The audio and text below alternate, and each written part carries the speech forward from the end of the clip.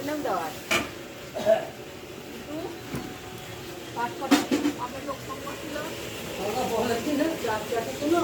বাড়িতে কালী পুজো আছে, রান্না বান্না চলছে, ঠাকুরের পুজো আছে মায়ের।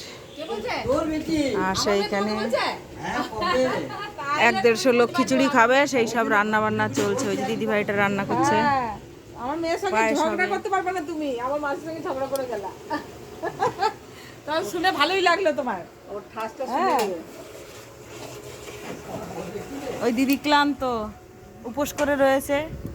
এই মামনি উপোস করেনি, এই দেখো। কে? এই আমি তো উপোস করে দিয়েছি।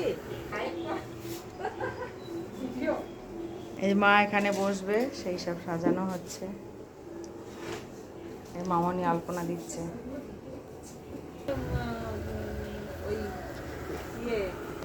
ভাই বন্ধুরা, রাতে মায়ের মূর্তি দেখাবো তোমাদের।